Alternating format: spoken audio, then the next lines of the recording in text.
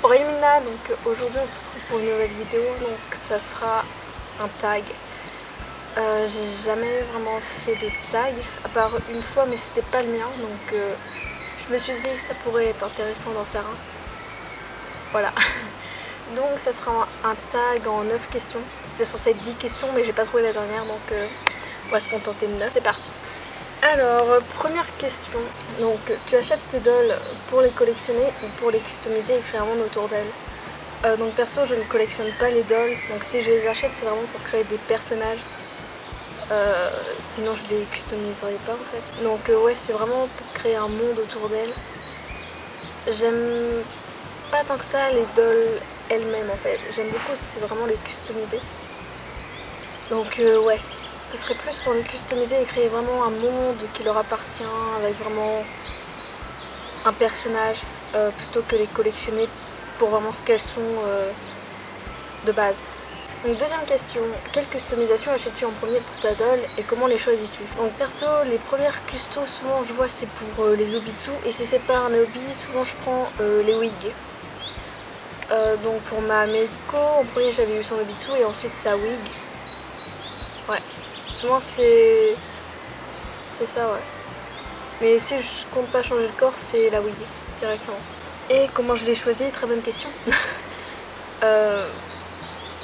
Bah Takumi a été customisé au hasard.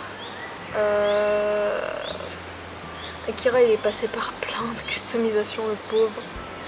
Sinon, bah les autres je regarde un peu. Souvent j'ai... Ça dépend quelle doll, mais souvent je n'ai pas de customisation en tête déjà. C'est je me promène, je regarde les wigs qui me plaisent et je me dis tiens, ça irait, je jette. C'est tout. Alors troisième question, pourquoi acheter des tulipes? À quoi te servent-elles? Donc pourquoi les acheter? Bah parce que je trouve ça vraiment mignon les dolls en fait. Et sinon c'est surtout pour faire de la photographie, de la customisation et pour du RP. Attendez, j'ai écrit une question, c'est pas français là. Oses-tu sortir faire des photos même s'il y a beaucoup de monde autour de toi? Personnellement, je n'ose pas vraiment. Même s'il y a juste une personne, je regarde en coin, j'attends qu'elle parte. J'aime pas du tout parce que je veux vraiment pas qu'on me critique en fait. Ouais, je déteste ça. Les critiques, c'est vraiment pas... c'est pas mon kiff.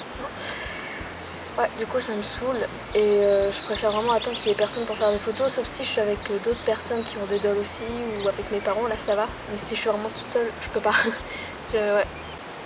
Cinquième question, est-ce que tu trouves que c'est important de partager les photos de tes tulipes à travers Instagram ou d'autres réseaux sociaux?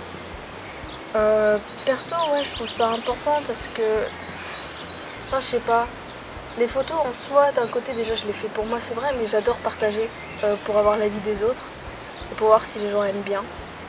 Ouais, je trouve ça important quand même, bah, vu que ce sont des objets pour la photo, bah oui, je trouve ça important de partager quand même ce qu'on fait. Mais c'est vrai que j'adore recevoir des avis, je sais pas, j'aime bien. J'aime bien savoir si mes photos intéressent les gens, donc s'ils les aiment pas. Et je vais pas vous cacher, j'adore qu'il y a beaucoup de j'aime sur mes photos. Donc voilà, donc d'un côté ça me fait plaisir, c'est un petit peu une récompense en fait. Par rapport à tout ce que je fais pour faire mes photos, je les poste et après j'ai vos avis et vos j'aime et je trouve que c'est un petit peu une récompense. C'est comme quand on poste une vidéo, quand on a des vues, des likes et des commentaires, c'est un peu la même chose en fait. Il y a la trace de mon arrière-train. Donc sixième question, penses-tu que certaines dolls sont plus adaptées pour débuter? Non. Pour moi toutes les dolls sont exactement pareilles, tu en fais ce que tu veux. Enfin, je comprends vraiment pas les gens qui disent oui ce modèle là c'est plus simple pour débuter. Non. C'est pas simple, c'est pareil. C'est une tulipe aussi. Donc après bah, ça dépend en gros de l'affinité que la personne a avec le modèle, je pense, tout d'abord. Et non, je pense vraiment pas qu'il y ait un modèle en particulier qui serait plus simple à customiser. Je pense pas que ça soit si compliqué que ça de customiser les dolls. Après ça dépend des personnes aussi, donc on peut pas vraiment dire qu'un modèle soit plus simple pour débuter qu'un autre. Septième question, que fais-tu de tes dolls lorsque tu ne fais pas de photos ni de vidéos? Personnellement je les range dans leur boîte, sinon des fois je les tripote. 8e question, t'est-il déjà arrivé un accident avec l'une de tes dolls? Dieu sait que oui, beaucoup d'accidents. La plupart sont déjà tombés. Megumi est déjà tombé, Meiko aussi.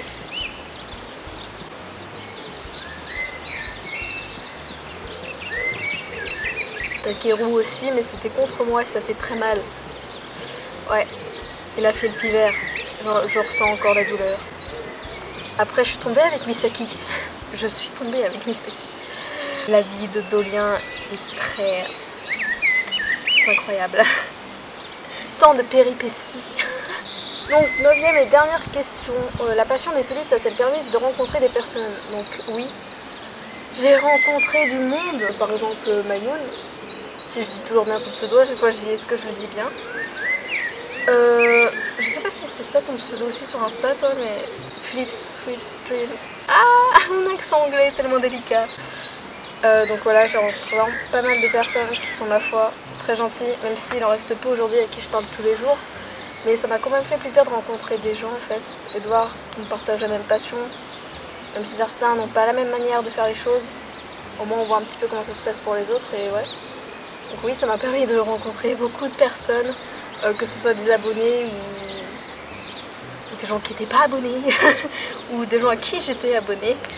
Ouais, ça m'a permis de rencontrer vraiment masse de monde et ma foi, j'en suis vraiment contente.